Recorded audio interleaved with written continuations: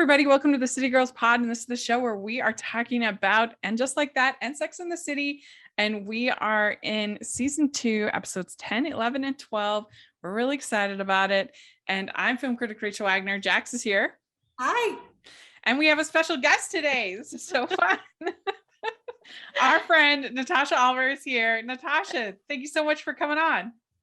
Thanks for having me. Hello. Hi, everyone. And you are coming live from Singapore, is that right? I don't know if it's live. Yeah, but yes, from Singapore, yes. Yeah. 8:30 a.m. here. Yes. Good morning. Yeah. Well, we've had you on the Hallmarkies podcast a couple times, but Yes. why don't you tell us a little bit about your experience? Were you a big Sex and the City fan when it came out, or when did Actually, you I get don't know if I introduced? was legal to watch it when it came out. Yeah. But okay, I got into it. I think in junior college, one of my teachers showed an episode of Sex in the City, and it was weird. It was like he showed us a Jerry Springer episode also, because he said, you know, we don't know about the world. Oh no. Because he's like, you know, you guys are so sheltered, you don't know about the world, so I'm gonna show you. So he showed us the first episode of Sex in the City and an episode of Jerry Springer, and then I was like, okay, it's a weird lesson, but that's how I kind of got into the show. So I was like 18. Yeah. That was his depiction of America, was Jerry Springer and Sex and the City. Yeah. What a cultural immersion. Yeah.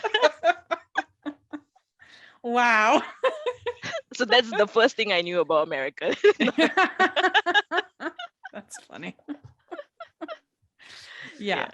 So these episodes I thought were pretty strong. Would you agree, Jax? Yeah, they had me feeling all the feelings, like all the romance, the laughter, but then also angry, but in a fun way. Like I like to get fired up. And these episodes definitely did just that. Especially this first episode, I think is my favorite of the 3. I don't know if you both agree. Or the car system. Yeah. That was my favorite of the 3. But we'll dive in and talk about it. So she starts out talking about all the things that she loves about New York. And this, to me, felt a lot like it could have been from a Nora Ephron script. Yes. Right? I was okay, thinking good. that, I was like, it's so When Harry Met Sally. Like that whole like little thing in the park. Yes. Yeah, it reminded me of that, yeah. Like because this came out right around when You've Got Mail came out, and just in You've Got Mail, when she talks about the flour from the bagel shop coming up and wanting to buy newly sharpened pencils and all of that, it felt very very Nora Ephron-y to me. Yeah. I'm glad you noticed that too, because and she talks about the first time she realized she loved big was eating toast. And you both are in relationships. Natasha, you're married, and Jax, you're engaged. Did you have a moment? Oh, congrats. Yeah. Sorry. I am sadly not. I'm alone and I'm falling down the stairs by myself. So No.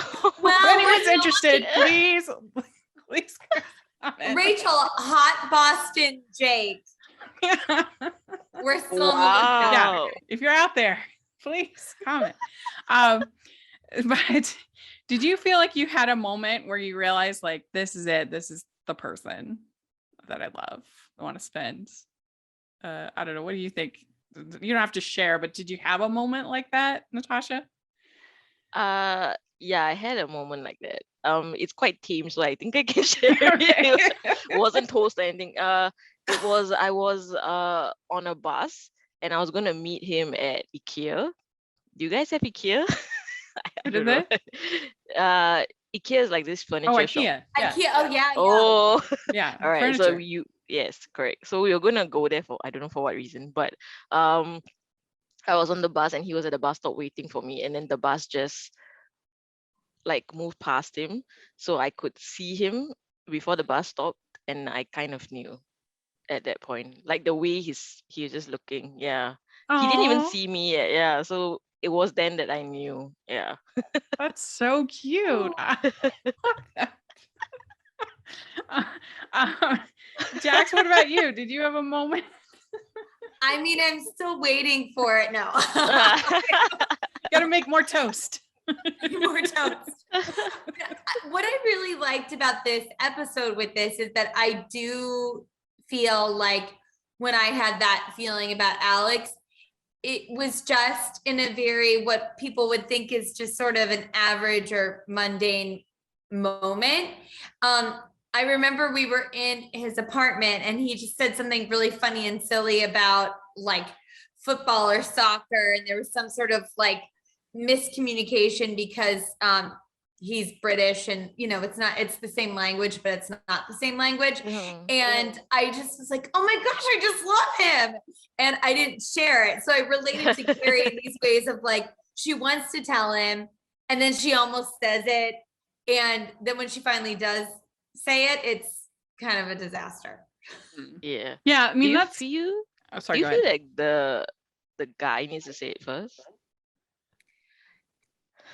So I would like to say no, but I have felt like that. Yes, This I is have. such a common trope, and I feel like every sitcom has this Mm. storyline eventually where that's a somewhat romantic storyline has where the one says I love you before the other, and the other one's not ready. And there's a great episode of Big Bang Theory, one of my favorites, where Leonard says I love you, and Penny's not ready, and later on they're out bowling and she gets the chili cheese fries and she's like, I love chili cheese fries, and he says, oh, you can say it to the chili cheese fries but you can't say it to me. But yeah, basically the idea is that the gauntlet has been laid down, that either he says it back or we break up, is what Carrie says. Yeah. And he gives her this. The reason why she said I love you is because he gets her this swan purse, which she actually hates. But she's so touched that he actually made some kind of gesture for her that she says I love you. And the thing about this purse is I didn't think it was so bad. I thought it was kind of cute. Oh. What do you think, Jax? Okay. I think I from the reactions, I think I'm lying somewhere in between the two of you. I think it's kitschy and fun, but I think Big got it. As we see later, it's like he thought it's this trendy, really popular thing. I think I would only like it because it's quirky and weird, but that's not why he got it, which made it less special to me. Does that make sense? Well, I mean, I'm for more like functional items. Like my purse is like big and I can put it around my neck, and like that's what I think of when I think of purses. And more so like I wouldn't really like it for that much, but as like a fashion item, it kind of reminded me of something that Fran Drescher would have worn in The Nanny, which because she was a big fan of this designer named Moschino, you can still get his stuff. He's still around, but she had like a purse that was shaped like lips and another one that was a heart. And I kind of I think it's sort of fun. Feels very late 90s to me. Yeah. But I guess the difference is that it suited Fran, right? She was used to wearing all these loud things. But when you looked at the purse, it didn't look like something Carrie would like. Yeah. Right? It was like kind of off. That's a good point, Natasha. Like I liked the watermelon purse much better than I liked the swan one. We see the watermelon one at the big party on Park Ave. I thought that the other ones looked cuter. He picked a bad one. That's true. So we have Miranda is super into love all of a sudden. Oh my God. Seeing this really triggered me because of, and just like that, right? Yeah. Like, oh, yeah. Same. We're just like, what did they do to that character? They ruined it. But hopefully in season 2, they will somehow make it right. Because I agree. I don't know, she conveniently forgot that I guess the sex was good. Like she Yeah. said it herself, right? Like Yeah. So she goes to his apartment oh for the well. first time, and it's near the bar, and it's small, and she realizes that I don't know, that they have kind of different standards of living. He's like, you never have to come back here ever again. And he wants to wear this corduroy suit to this party. And the thing that I guess I don't really get is why there couldn't be like an in between. Like, could he have Yeah. gotten like a used nicer suit, or like gone to Nordstrom's and got something that's like a couple $100 versus something that's $1,800, $2,000. Something in between. Because Miranda wants to pay for it, and then that gets awkward. And I don't know. What do you think about all of this, Natasha?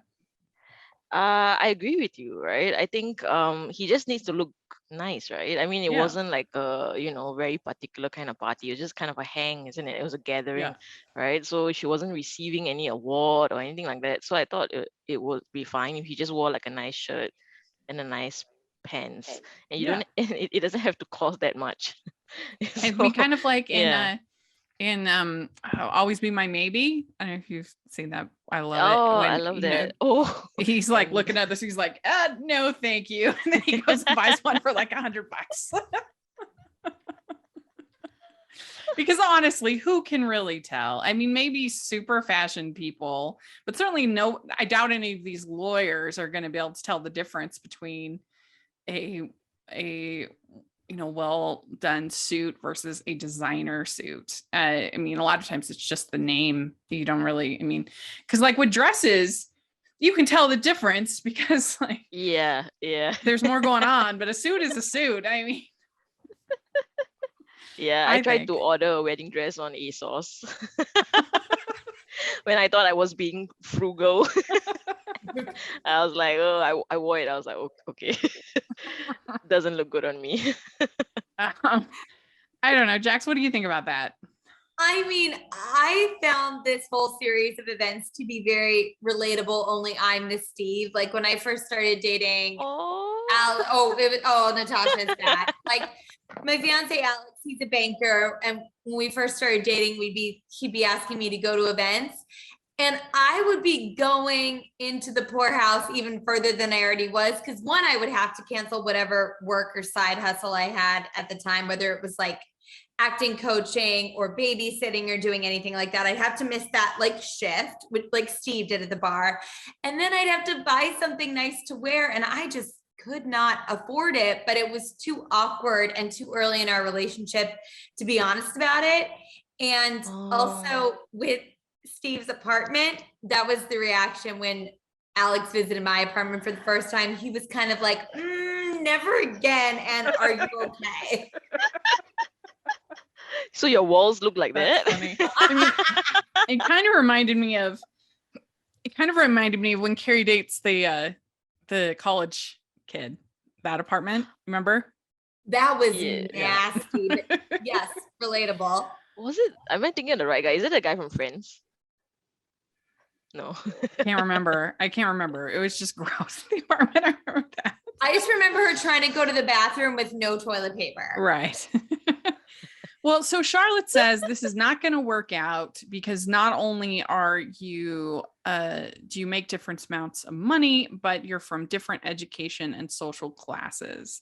Does she have a point, or have we progressed beyond that? Those kinds of distinctions. What do you think, Jax? I really hope that we've progressed, but I think it is tricky. I think a lot of New York women at that time felt like they needed to be with someone who had the same educational background as them and made more money and things like that. But Miranda doesn't seem to care about that.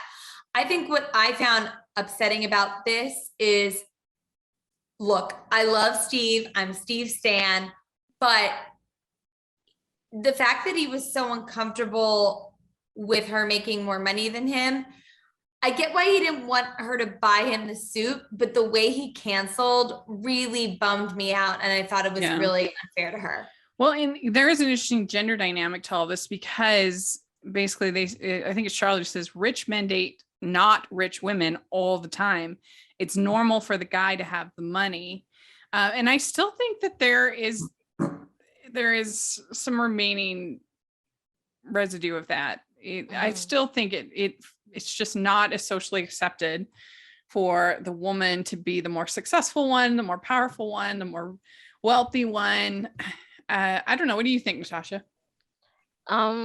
I think it's sometimes, even though we think we don't care, we might have internalized like some of these things. Because I think Miranda, even though she said she doesn't care, she does seem to have internalized some of it, right? Because she wants him to look a certain way, right? She wants him to look, more, I guess, posh, or, a certain standard compared to how he would look if he had dressed the way he wanted to dress.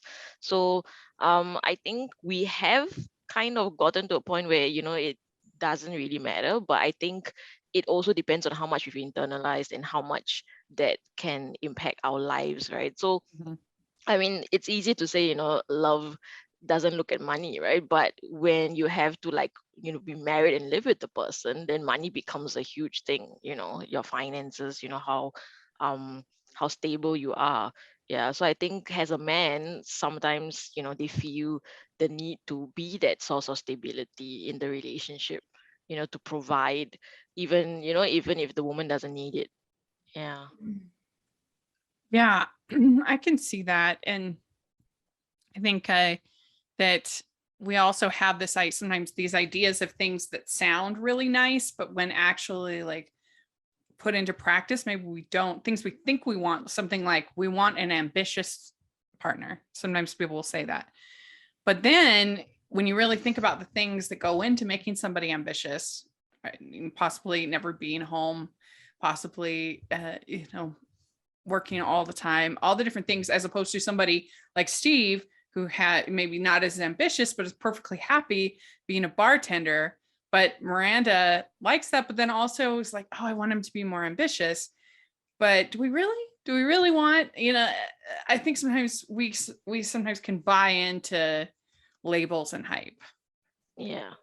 And I guess also because she's that way, right? Sometimes we feel that we need to find partners who are a lot like us for compatibility reasons, right? So she's ambitious, right? She had her plan, she wanted to make partner and all that.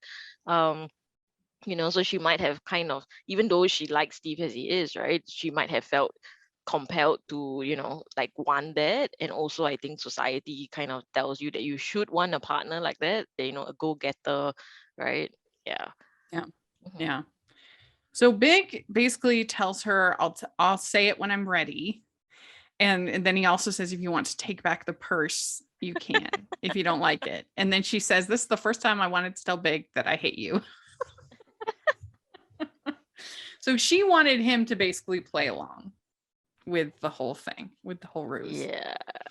I mean, that's why, man, if your love language is gifts, that is a very tough love language, because I don't know, it's hard to get somebody the perfect gift, right? Oh no, that's my love language. My husband's doomed. I bet your husband struggles. He's gonna figure out what to get you.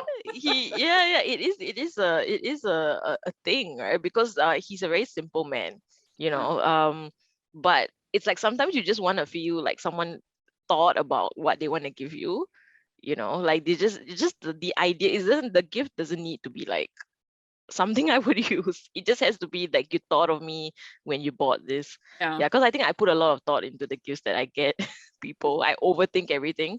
So yeah. My dad is the worst when it comes to presents. He's so hard, and he just can't fake it. He can't pretend to like something that he doesn't like. It's just like not part of his nature. And so you always know if you screwed up the gift. Well, does he say thank you, or what is the reveal? He's gotten better over the years a little bit, but it wasn't that long ago that, because he loves like Sherlock Holmes and mysteries and stuff. And so I got him this whole correspondence thing where you would get in the mail, you'd get different clues to this Oh, that's cool. mystery. Oh my god. And I was like, oh, Yeah. you'll totally love it. He did not like it at all. Ah! And he made me cry. Oh, you can give me the Rachel, gift. that's like an amazing gift, though. I want that gift. That's what I thought. And he was just like, I don't have time for this. This is just one more thing that I have to do. And I was like, oh. Oh no. And Was then it he on felt his really bad. birthday? But It was he on his is birthday. the worst when it comes to presents. And so after that, I was just like, I'm just getting him gift cards for now. Can't go wrong. But it seems like Big is not great with gifts. He tries. He's not great. We'd like to take a second from this episode of the podcast to celebrate our sponsor of this episode, and that is the Hallmarkies Patreon. Do you love Hallmarkies podcast? Do you want an inside scoop into what happens on the podcast? Do you want early access to episodes and loads of cool perks? Now is the time to become a patron of Hallmarkies Podcast. By becoming a patron, you get to access our patron Facebook group. You can request episodes or even be a guest on the podcast. And most importantly, any patron can join our monthly movie watch-alongs with stars like Paul Campbell, Natalie Hall, and more. It's as low as $2 a month to join in and become a special part of the Hallmarkies family. Please consider, and we will love you forever. Go to patreon.com/Hallmarkies. That's patreon.com/Hallmarkies. Yeah, I I don't know, Natasha, are you a Big fan? Do you like Big? I feel this is like contentious now with what's happening to him in real life. I think I felt that he was the most compatible with Carrie. Mhm. Like I felt like she would be the best with him, right? Because I Yeah. think that, you know, their relationship when it was good, they had a lot of fun together and they liked a lot of the same things, right? They enjoyed going out and spending time in the city. So I thought that he was the best match for her. I like Adrian, but I don't think he was the match for her. Yeah. So but I'm not like the oh my god, Mr. Big soon kind of fan. I just like, you know, yeah. Yeah. So yeah. So then we have Charlotte meeting the highest cast of all, the movie star. Oh my And this God. guy is Wiley Ford is his name. And he wants to buy the fire extinguisher as art. And he's like, people think it's Jeff Koons. And I don't know if you know who Jeff Koons is, but he's this artist who is famous for these, he has they look like bubble art, right? But they're statues. You know, when people Oh. make like a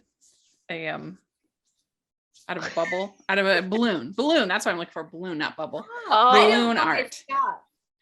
Yeah, he's like a pop art guy, and Okay, he's also okay. famous for like making stuff that's like not really even like the balloon art statues are like good for him. Some of his other stuff is like a cigarette and stuff like that.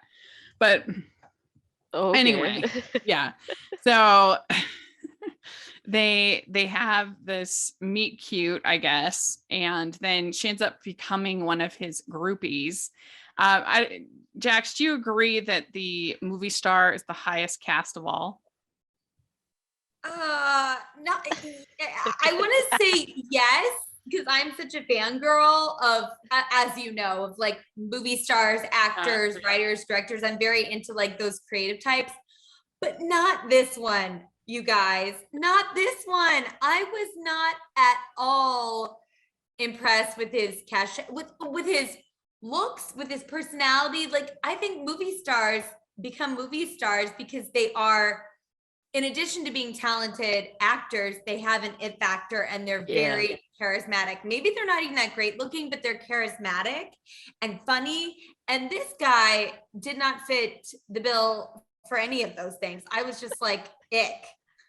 Yeah, it was weird. He was so rude, and I mean, I guess that was by design because they were trying to show that he like kind of thinks he's above everything. But Yeah. do you so you say you're a fangirl? Do you have person in particular that you're especially like, oh, any movie he makes, I'm there? Oh, so there was a guy in real life that um he's actually in an episode of Sex and the City that's coming up. His name is Anson Mount. He was in Crossroads with Britney Spears, and now he like does Star Trek, and he did Hell on Wheels. He's done a bunch of other stuff. But back in the day, I found him online. I found his email. This is when I was in college, so this is a while ago. And we ended up like meeting up. And because I said I was doing a project on Oh my God. so bad. I love it. I love it. And I will say, I actually got to be friends with him, and then he went on a date with like 2 of my other friends because he wasn't really barking up this tree. But everything he did, I was like swooning for. Like we went and we all got drinks, and I'm not a big drinker, so I was kind of just having seltzer, but everything he did, like, oh, do you want to try this? Yes. I kept laughing at everything he said, even though it wasn't funny. So yeah, I have fallen under that spell. That's really funny. What about you, Natasha? Do you have somebody that you fangirl? Oh my God, Rachel, you know the answer. It's Tom Hiddleston. It will always be. I was so sad when he got engaged. I was so sad, and everyone was sending me like condolence messages, like he was my ex or something. They were like, "I'm so sorry. You know, do you hear the news? Am I the one to break it to you?" And I was like, "Oh," you know. And then and I was saying, you know, because I mean, his fiance, right? I was like, oh my God, he likes brown girls. Why? I could have been his type. So I was saying this to like everyone, right? It was like, oh, okay, sure. Well, yeah, Oh. I do love Tom Hiddleston. He'd be pretty high up for me as well. Yes, Rachel, yes. I think Henry Golding is very high up for Oh, me. I think I groupie out for him. He's so handsome.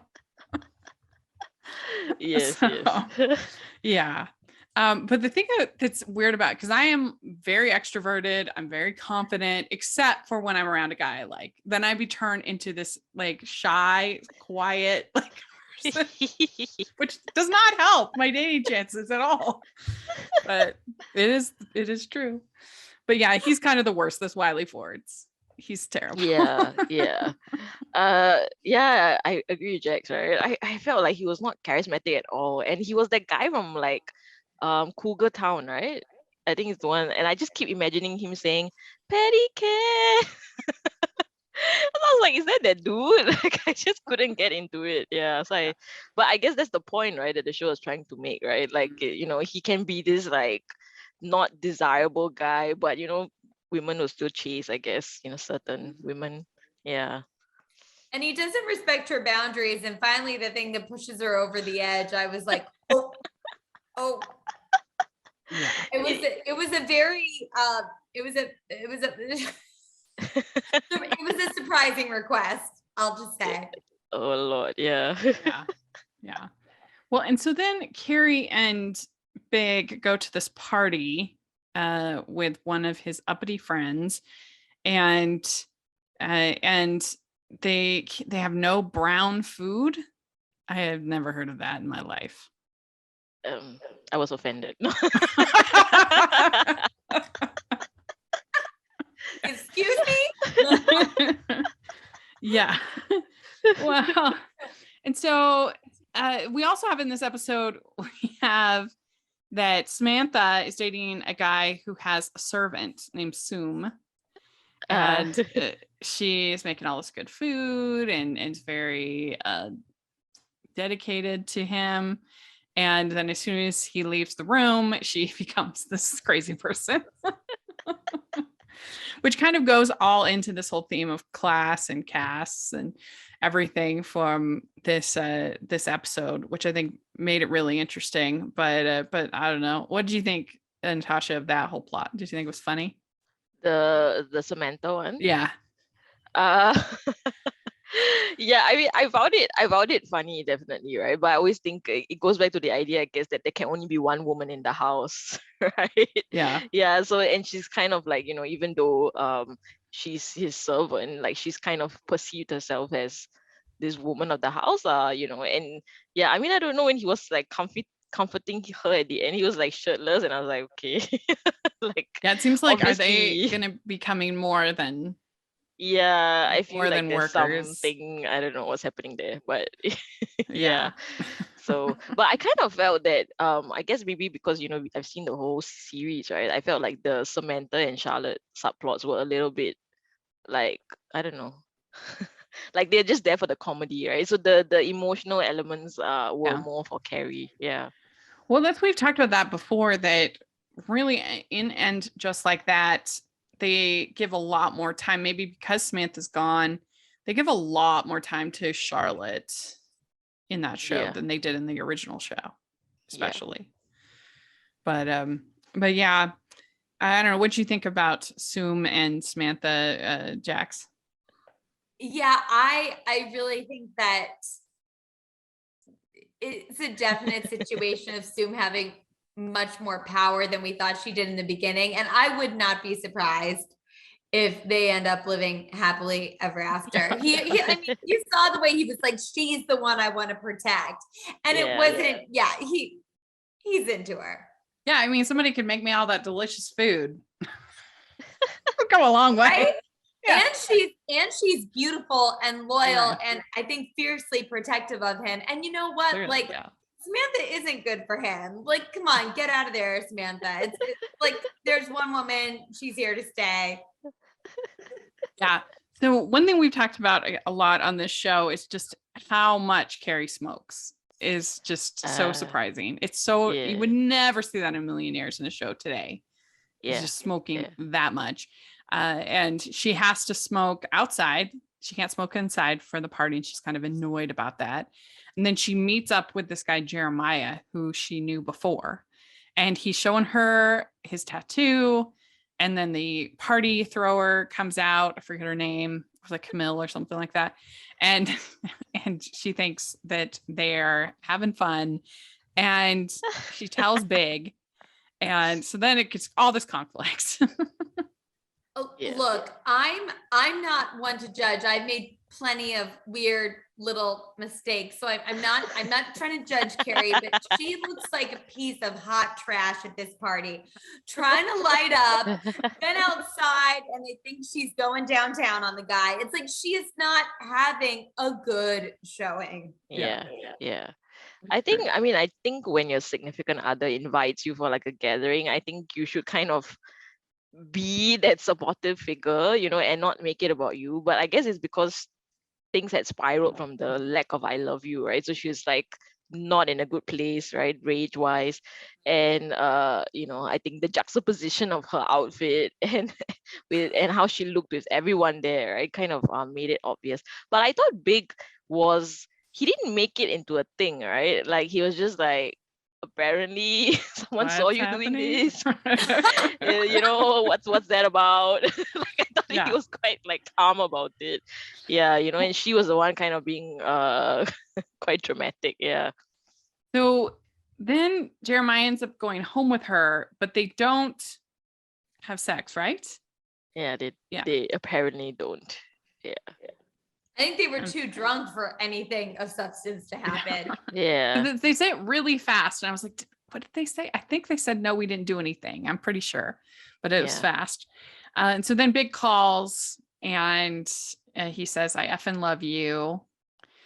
But it's kind of awkward because she's in bed with Jeremiah. And then she says, everything before I love you doesn't count. Girl. So. Oh man. Yeah, Jax, 1 to 10, what do you think of this episode? I'm gonna give this one a 9. I thought it explored a lot of really complex things, but with a lot of humor, and it made me think. And I thought it really had, especially Big and Carrie, it showcased a lot about their relationship that is really good, and then the stuff that's really bad. Yeah, I agree with you. I thought this was a really strong episode. I liked that it tried to talk about some deeper themes of class and money and status and all of that stuff, but still being funny and still being, our girls. So I agree, a 9. I think it was really strong. What do you think, Natasha? Um, I agree with you guys. I think especially the way they kind of found different ways to talk about the idea of class in society, right? So you got the movie star thing, then you got the whole rich man, different social circle with like Carrie, right? And then you have the whole Miranda and Steve, and then the Samantha thing. So I think there was a variety of what they tried to explore. And I mean, I think it's quite good for such a short episode, right, to be able to do all that and tackle things with I think a fair amount of nuance. Yeah, so I enjoyed it, definitely. We'd like to take a second and thank our sponsor for this episode of the podcast. It's the Hallmarkies merch store. Are you looking for that perfect gift for the postable, Hardy, or Hallmarky in your life? What about getting that t-shirt or hoodie that will help you stand out at your next holiday party? Now is the time to check out the Hallmarkies merch store. Full of festive designs by artists like Jessica Miller, Carrie from Hallmark Comics, and more. You can even have more than just shirts, but totes, cell phone cases, notebooks, mugs, and more. And it isn't just Hallmark. We have designs for Anna Green Gables, Man from Snowy River, The Nanny, and more. Every purchase at the merch store goes to help support the podcast and allows us to make the great content you know and love. There are frequent sales, so go to tpublic.com/stores/Hallmarkies or see the link in the description. That's tpublic.com/stores/Hallmarkies. Right. The next episode is called Evolution, episode 11. And basically in this episode, you have Miranda finds out she has a lazy ovary and it causes her to like spiral out of control. Also, we find out that Big has problems with Carrie leaving her stuff at his place, and that creates some problems. We also have Charlotte, who is dating this guy named Steven, who is a straight man with a lot of gay qualities, is what they say. I love Steven, but Yes. Thank you, Natasha. He's so hot. He's so funny. I love him. yeah, oh my god, their first, I mean, and I'm jumping ahead a little bit, but their first kiss that he had with her at the cab, that was hot. I was like, yes. They really did have a Yeah. good chemistry together. Yeah. My It dress feels just sad. popped open. I was so excited about that. Sorry. Yeah, that was a hot kiss. Yeah. Well, it's kind of awkward because I feel like you're not socially supposed to say when you think somebody might be gay, Yeah. but because you don't want to stereotype people, and that's the problem. Is that like a lot of those things that we think maybe with the voice or with things that they like when she says Cynthia Rowley, like all this stuff, that doesn't make somebody gay, and those are stereotypes. But nevertheless, we've all thought it at times. We've all had those moments where we're like, I think this person might be gay and they don't realize it, or I don't know. Yeah. I think Yeah, it yeah. happens. Yeah. I understand Charlotte's dilemma, because it's like you don't want to get involved with someone, Mhm. and then like have feelings and then after that be hurt, right? Because they haven't, discovered Mhm. something about themselves. So Yeah. Even just the other day, we won't say who it was, but even Jackson and I were talking the other day. Somebody said, "Do you think so and so's in the closet?" And it's like, I thought he was totally gay. Yeah, I was like, oh wait, you were informing me, and I just thought that it was a well-known fact, and we were mistaken. Yeah. Oh, okay. So- Yeah. I don't know. Like I said, you should never buy into those stereotypes, but stereotypes are stereotypes for a reason. And so sometimes you Yeah. can't help but wonder, I think. Well, and I So- think that's something that Steven hilariously acknowledges when she asks if he's gay. He's like, if I was gay, I would be gay. I'm a pastry chef that lives in Chelsea. Like, come on. Like, I'm not in the closet.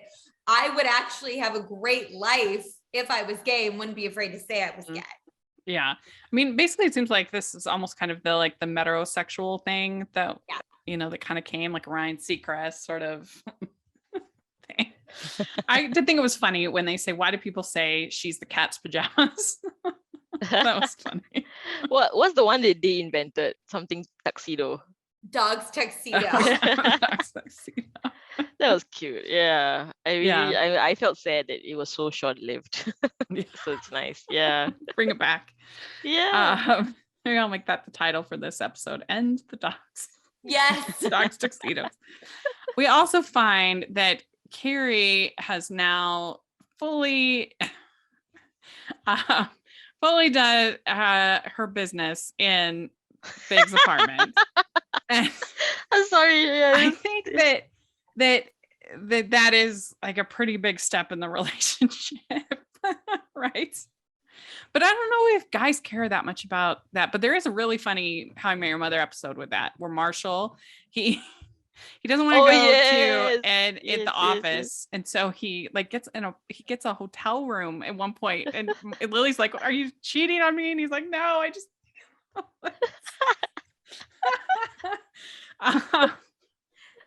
yeah. Yeah. So things are, I think they circle. I think they go back to this somewhat in another season for Sex and the City with Miranda and some guy she's dating. And yeah, and he keeps the door open and he reads the newspaper. Do you remember that? Yes, I remember that. And no, that's too much. Like, I don't think you need to be ashamed of your bathroom habits, but you don't have to, we don't all need to be privy to them. Yeah. A little privacy. But we also have Samantha. She is trying to get revenge on this ex, but then she ends up getting involved with him, and then he ends up dumping her. He's like, how could I have let this happen again? Which, I mean, I thought this was the weakest of the stories in this episode with Samantha, but I do appreciate the fact that they don't flanderize her as a character. That she's not just a sex person. Like, she has feelings and she tries with various people to have actual relationships. I know she's more complex than I think maybe sometimes given credit for. Yeah, I think Samantha has always been like when she falls hard, right? Like, we always seen like when she's really into someone, right? Then she is really all in that way. So I could buy that would happen, that she would start it trying to get revenge and then kind of fall back into it again. Yeah. Yeah, what do you think about that, Jax?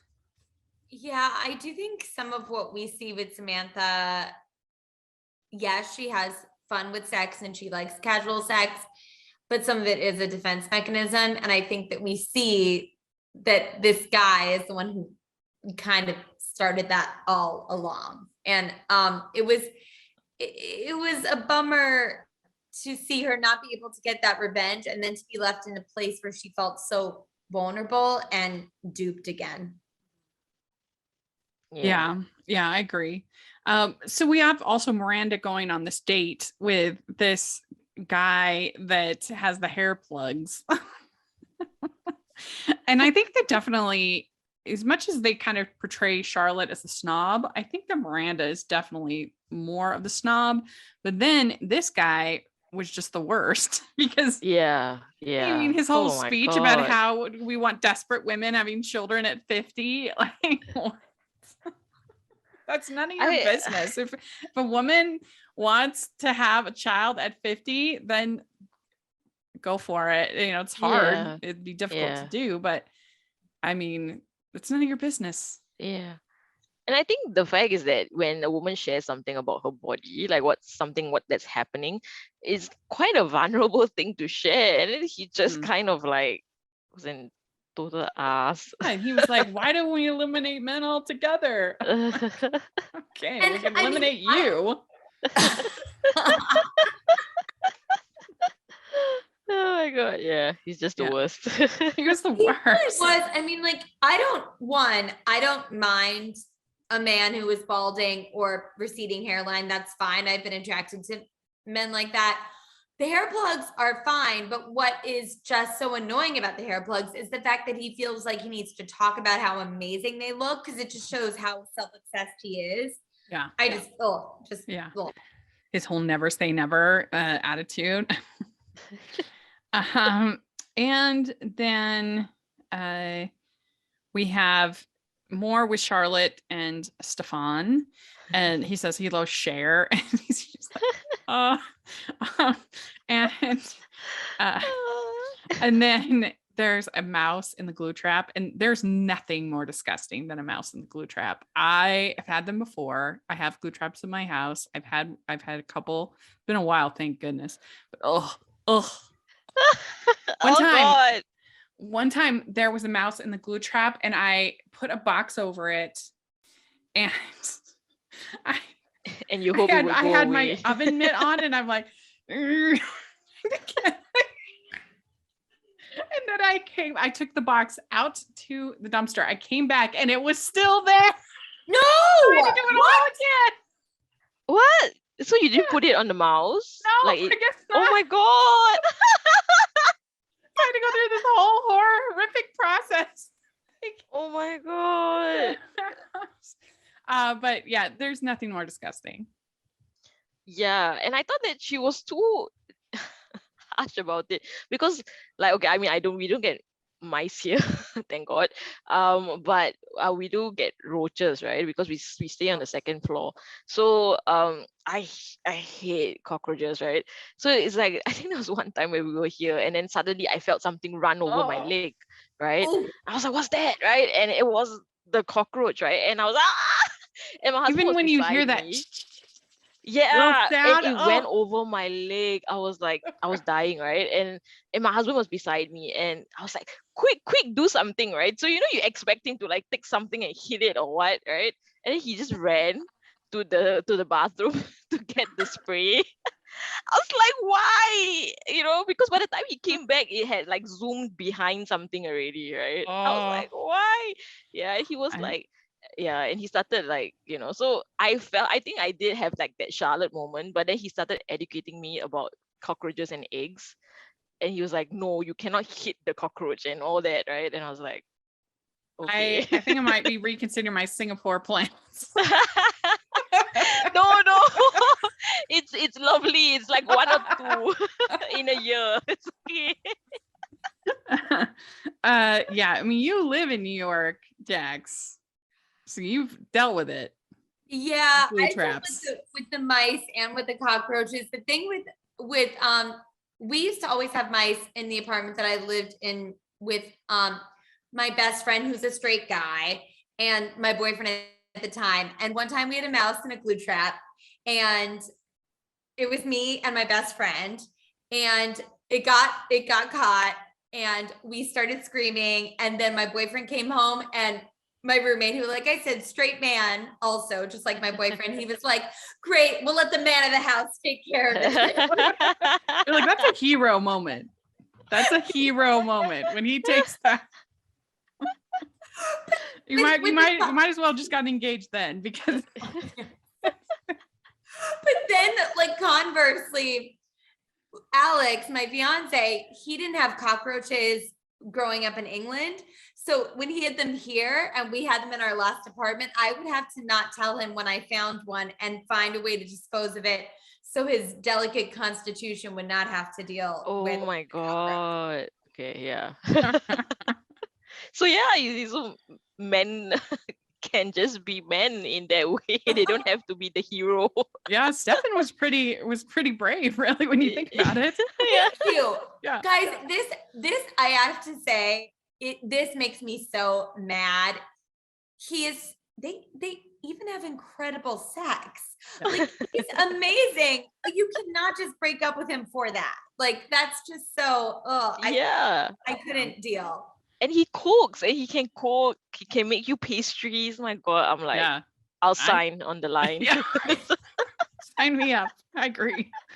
And so Carrie finds a picture of her in Big's drawers, and that kind of makes her feel better. And she basically throws the her panties in his face.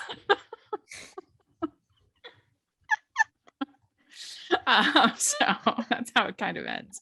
I was like looking at her panties and I'm like, girl, you have no coverage. Like, what are these Yeah. panties? Yeah, they were small.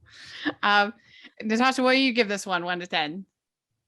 I think slightly less than the other one, but I really enjoyed the Steven character. So I would say like a 8 or 8.5. What do you Yeah. think, Jax?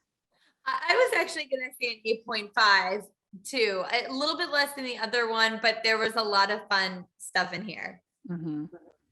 Yes. So the next episode is called Le Douleur Equies. I don't know. Can you speak French, Natasha? I can't. No. La Douleur Equies. Anyway. Rachel, I tried to practice saying this so I could say it for the episode, and I gave up. Basically, in this episode, you have Big being ridiculous. He tells Carrie that he is going to be going to Paris for as long as a year. And she's upset with him because not that she wants him to not go to Paris, but she wants to factor into his choices a little bit. That is totally reasonable. Of course, she's going to want to be a factor in that. And he just wants somebody who's going to be like, I don't really care if you're going to Paris. Okay, great. And that's just not, I mean, I can't imagine anyone being like, I'm happy that we're in a relationship, but I really don't want you to be nearby. And I don't want to be consulted when you're moving to a foreign country. What? That's crazy. Yeah. I think for Big at this point, right? I think he, even though I think he does love her, right? I think he's still very caught up in like the idea of social class, and sometimes I think he is very aware of that disparity between him and Carrie. And I think he enjoys her company. He enjoys being with her. He loves her. But at the same time, is this the girl you want to marry, right? And I think he's been burned before and all that, right? So later on when he does, get married, we see that the woman is completely different from Carrie, right? It's complete contrast. So I do think he was doing it on purpose to kind of get the relationship to end in some way, to escape it. Yeah. Yeah, I mean, but Yeah. just the fact that he would pretend like her request was unreasonable is ridiculous. Yeah, totally. Yeah. I mean, Big is kind of a gaslighter. Yeah. And also I think it's so interesting to look at Big and Carrie's attachment styles. Like Big is definitely that avoidant attachment style, that when someone starts to get closer is when he feels like he needs to back off. And Carrie, I think with some people, she could be secure attachment style, but with Big, she's anxiously attached because he's pulling away from her. And you just see her do all of these unhealthy behaviors to try and get back in his good graces. And like, he'll just leave her little crumbs and she'll act like it's enough, even though she knows it's not. Yeah. I think they have a certain degree of chemistry together. And so that makes her excuse a lot of his behavior. But in the end, he has attachment and commitment problems. He's a commitment phobe. So yeah, I mean, it starts out with them at this restaurant, and they say that every like 6 months there's a new sort of gimmick in New York restaurants, try to get people to come. And since you live in New York, do you feel this is the thing? I've not been to a restaurant where I have gotten spanked, but I've been to, Whoa. but they definitely do come up with all sorts of fun things and gimmicks, whether it's like a fusion of two cuisines that you never think you would put together, or like Rachel, we were talking about Stardust Diners, like the singing, restaurant and things like that. So yeah, I do think that they're always trying to innovate. Stardust Diner, the worst food I've ever eaten at a commercial, like professional place. Don't go there. It was terrible. But we also find out about Stanford in this episode. He is Rick 9+. Big tool for you. Falling in love with big tool for you. Yeah. And I was glad because remember the last time that he tried online dating and the guy totally brushed him off and it was sad. And so this time when he goes to the underwear bar, the guy kind of likes him. But is it the guy? Is it a big tool for you? I don't know. Because he asked, right? He's like, big tool for you. And the guy's like, what? So I don't know if it was the guy. Yeah. Oh, I love Stanford Yeah. so much. I just realized that I got Aiden's name wrong. I said Adrian just now. Oh, you know what's funny? You said Adrian, and in my mind, I was like, I don't think that's it. But then I was like, what is it? And then my mind said, no, it's Adrian. So I went to Google. Until I started, yeah, I was like, oh no, I better say it. I'm gonna get flamed, man. It's like, you know nothing. Well, at the beginning of this episode, we have Carrie is when she shows up at Big's place in the SMM outfit. She's wearing one of those Tiffany dog collar necklaces. Those were so huge. And I think a lot of it was because of this show. And I mean, I never got the whole necklace because they were so expensive, but I should have worn it today. I have a bracelet, a dog tag bracelet, because it was like the thing. Everyone had one. Wait. Did you go into Tiffany? No, I got it for Christmas or my birthday. From my grandma. Wow. Oh, okay. Yeah, it just got less exciting, Rachel. I was like, whoa. Yeah. Okay, but oh my god, I wish my grandma gave me that. She gives me tissue paper. Don't worry, I had a tissue paper grandma as well. Okay. But I had one that was more well off and loved them both. I promise. So then we have a young baby Will Arnett. What was that? That was exciting. Yeah. That's there at the bookstore with Miranda. And he is the big risk taker in relationships. He wants to get it on right in front of Mark Twain's house. And he wants to do all of these risky things. Never a sentence I thought anyone would utter.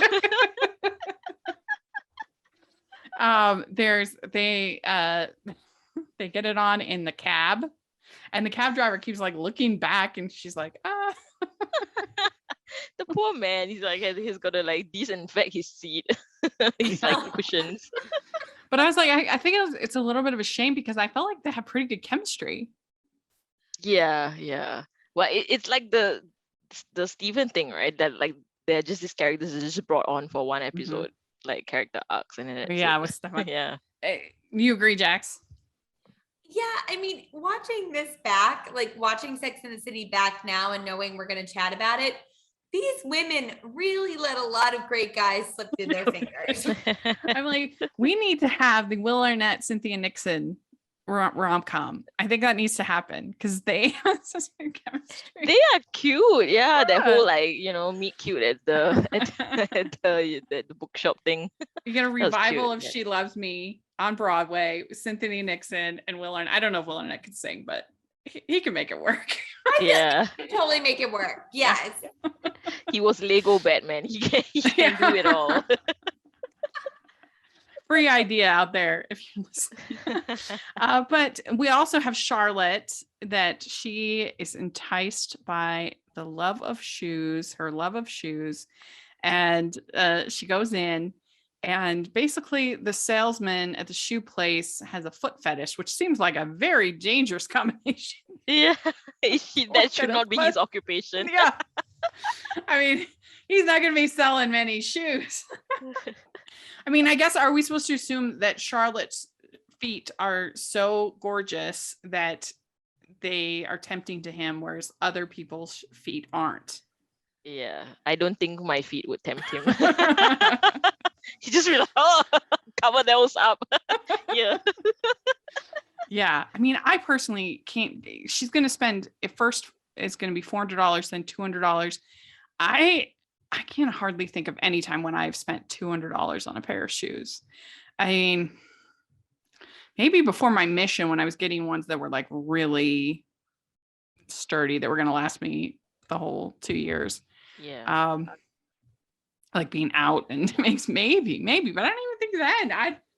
$200 for like a little sandal. I mean, everybody has their poisons, no judgment for me, but I couldn't spend that much on a little sandal. I think that's, for me, it's the little sandal part. Like, I don't spend that much on shoes, but like, I just got a pair of sneakers I'm obsessed with that I paid like $110 for, and I wear them all the time. That was a lot of money for me to spend, but also a little sandal, like, no way. Yeah. Mhm. If you're gonna spend that kind of money, it's gonna be for shoes that last. You know, that they're gonna like take you through some like dangerous terrain. Yeah, And like the ones I got on my mission were Dance Co, which are like really quality, really nice. They'll last you a long time. But I have a high arch, so it's hard for me to find shoes that fit me at all. Period, at all. I mean, I guess if I was getting a nice pair of boots, again, boots don't fit me because of my high arch. But like that, I could see spending. You know, if they're in like nice leather boots. But again, like just a strappy sandal. I don't know. Yeah. But there was a whole phase A lot of where shoes. There, go ahead, Sasha. there was a whole phase where I wanted to get Manolo Blahniks because Carrie was so into them, right? And she was so into them that I was like, oh my God, it looks so good and I want to get it. But I looked at the price and I just couldn't rationalize spending so much on shoes. Yeah. I mean, just if you're going to spend $400 on shoes, like, I mean, just think like I could go to New York for $400. For a pair of strappy sandals. Yeah. No, thank you. And also all these shoes that they're into are basically like little torture devices. They're not comfortable. Right. And you only wear them on occasion because they're so flashy. Mm-hmm. Yeah. They don't look comfortable. And I don't know, they don't even look that like some of Carrie's shoes. I'm like, those are beautiful, like works of art. But like the ones that Charlotte was trying on for $400, I was just kind of like, it looks like it looks like Payless to me. It doesn't even look that nice. Yeah, I agree. I think Carrie's shoes are definitely like I've admired. That's why I was like, oh, I want to get one, right? But yeah, the ones that Charlotte was trying on was not like I wouldn't like at all times like, oh, I want that, you know. Like none of it, I think. It kind of reminds me of the episode I think it's way late into the seasons when she goes to the party and she has to take her shoes off and she's like traumatized. You're gonna make me take my shoes off. And then somebody ends up taking her shoes. And you're like, you understand why that would be so upsetting when you've literally spent like $1,000 on a pair of shoes. I remember that episode. Yeah, I thought definitely. But Charlotte ends up getting 6 pairs of shoes from this guy free. And they all tell her. Just let him hold her feet a little. Yeah. Well, he was having a weird reaction. I couldn't. I mean, kudos to the actor for like powering through, right? I think I would just laugh so much. I think trying to like, Yeah, and so Carrie brings McDonald's to Big because of French fries. Is that why? Yeah. Oh, you guys, this is the most cringe Carrie moment of the entire series for me. I actively get red and embarrassed watching her do this. When she throws that sandwich against the wall, it's all so cringe. And running around in the beret, it's, oh my gosh. But it was really funny when Big was like, what? Like when she threw the sandwich on the wall. His reaction was so funny. I really laughed because he was like out of nowhere. Because Carrie says, I'm furious for allowing this to happen. And that she says, he might be the one with the whip, but I was the one who tied myself up. And so if you were trying to pick the items from McDonald's, what would be your go-to McDonald's item? What do you think? What do you think, Jax? For me? Yeah. I always get a medium fry with a Coke and a Big Mac with no meat. Oh. That's my, and then I get the barbecue sauce to dip the fries in. Oh. What about you Oh. guys? Well, a Big Mac with no meat is I don't eat meat, but I The bun. love the, oh my gosh, like the special sauce, the American cheese. Like I just love just noshing right in. I really want to. Yeah. Nice. Natasha, what about you? Oh man, I sound so boring in comparison, but my go-to is always the filet o fish, Oh, and yeah. I always swap out the fries for a cup of corn, and I get like a Diet Coke. I Nice. feel like that's a very healthy McDonald's order. Yeah. Yes. So I'm not using it for the purpose that which it was created. Yeah, but it's like, yeah. I do like the little cheeseburgers that they have. And sometimes I'll get just like a Happy Meal with cheeseburger, or I also do like the nuggets, McNuggets. Oh with my God, sweet and sour sauce. Yes, I love the nuggets. Sometimes I'll get a Happy Meal when I need just like a little bit. Does it come with a really toy? tiny, though. Yeah, it comes with a toy.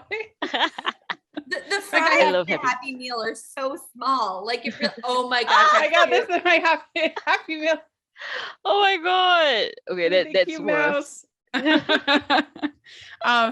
But yeah, if I'm getting a regular meal, I do like their breakfasts a lot at McDonald's. I think they actually have the best Yes. fast food breakfast. Do you guys have McGriddles? Yeah, McGriddles, Egg McMuffins. I like their little burrito tacos things that they have. They're yummy. Yeah. The hash browns are good. And now they Yeah. serve breakfast all day. So I What? like them. Yeah, I hear they serve breakfast all day. And I like their ice cream. And I love Ooh. to get it like an ice cream cone. What That's flavors good. do you guys get? Just vanilla. It's the only one they have here. Oh, okay. Yeah. We're a bit more spicy. Chocolate sauce on it. I do like that too. Or caramel. Mm-hmm. Oh, Yeah, sometimes okay. you can get toppings on top or McFlurry, but the base is only and then I also like the hand pies that they have, the apple pie. Yeah. So good.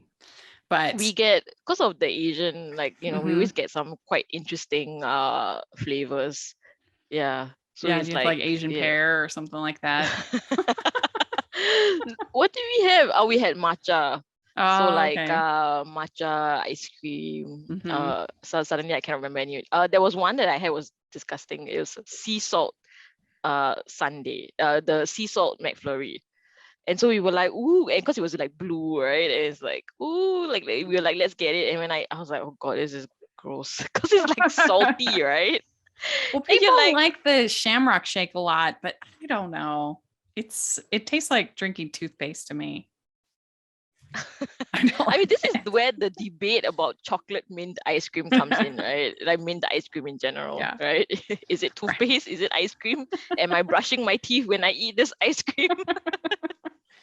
But the thing is, so yeah, I agree that it is cringe what Carrie is doing, but I also think it's super cold and mean of Big to not recognize that she's trying really hard to connect with him and to not at least like sit down and be like, let's talk this out, let's have a conversation. And so he's really, really rude and to not understand that like she wants him to care about having her in his life. Like you would think with as many relationships as he's had that he would understand a little bit more about the way that women think and that need what we want. But he's just so cold, I think. Oh, and it's like peak Big foolishness when Mhm. she says, I could write the Sex and the City in Paris. He's like, oh, but you'd be moving to Paris for you, right? Not for me. And it's like, well, You're no. ridiculous. And that's so ridiculous because it's not like she'd have to give up her career to move there. So it does make sense. It's not like she's giving up her identity, but she's doing it because she wants to prioritize this relationship and make it work without giving up her identity either. And the fact that he's like, no, you would have to be completely independent. It's like, get out of here, dude. Yeah. And then he comes back over and she says, did I love Big or was I addicted to the pain? It's a fine line. Yeah. And he goes to Paris, and that's it. And she says, I was free, but there was nothing exquisite about it.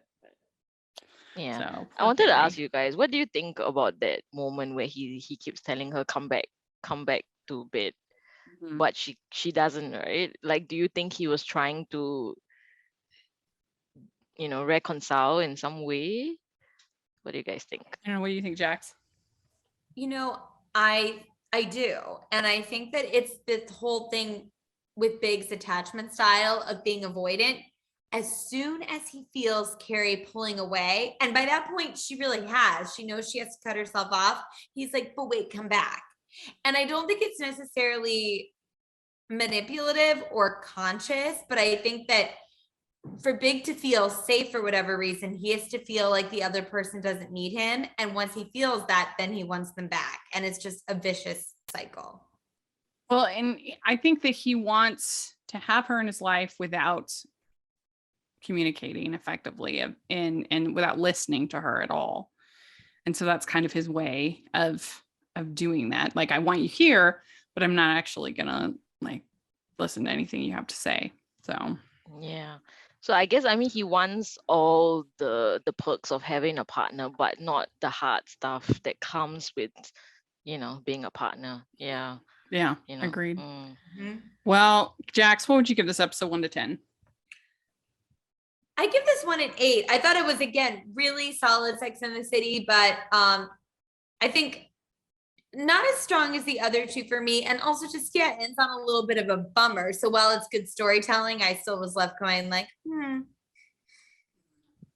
Yeah, I mean, and Carrie says, I think about us all the time. This is not fake us. This is real. I am a woman. Whoa, man.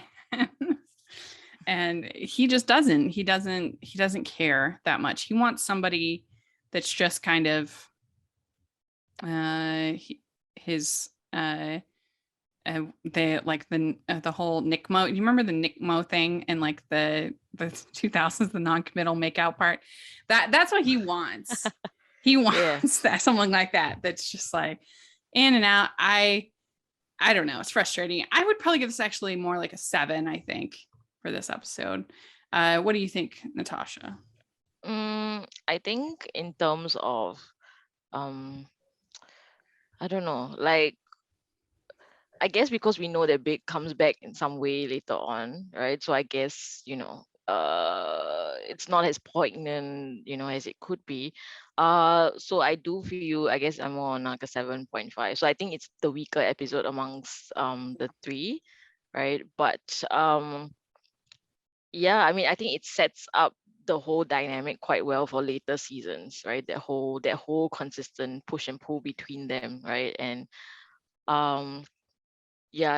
like how they end up together lah. Yeah. Very good. We did it. Let us know if you're listening what you think of these 3 episodes, all the different things that we talked about. And Natasha, thank you so much. It was so much fun. Yay. I need to show you my shirt. Look, it's the one I mentioned on the Bridgerton nice. episode. Museum of Ice Cream. I want to go. So hungry after talking about McDonald's and ice cream now. I want to go to McDonald's. Yeah, I'm like thinking already about what I'm gonna order like after we're done. What's that? It's just on your Insta stories. Hashtag us. But yeah, let us know what your McDonald's orders are. And Jax, how can people find you? At Jacqueline C Tweets on Twitter and Jacqueline Collier on Instagram. Great. And Tasha? You can find me on Twitter at litmysoul. You can also find my writing at culturedvouchers.com. We do film, TV, books, wrestling, and games. So it's a lot of fun. Check it out. Yes. And you want to make sure to follow us at City Girls Pod on Twitter. And you can find me at Rachel's Reviews, all over social media, iTunes, YouTube, and on Rotten Tomatoes. Check that out. Also, make sure you're following the Hallmarkies Podcast, the Hallmarkies Pod, Hallmarkies Podcast, all over social media, and on iTunes. If you're listening there, please leave us your 5-star reviews. We really, really appreciate it. And if you are watching on YouTube, give this video a thumbs up and subscribe to the channel.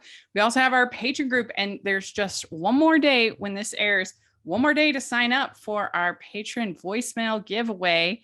That any donation or patron sign up, you get every dollar is one entry to have Tyler Hines, Kevin McGarry, or Will Kemp read your voicemail greeting. So sign up now. Now's the time, please. And then also check out our merch store. We have tons of fun designs. So please take a look at that. And thanks so much, ladies. This was so much fun. We'll talk to y'all later. Bye, everyone. Bye. Bye.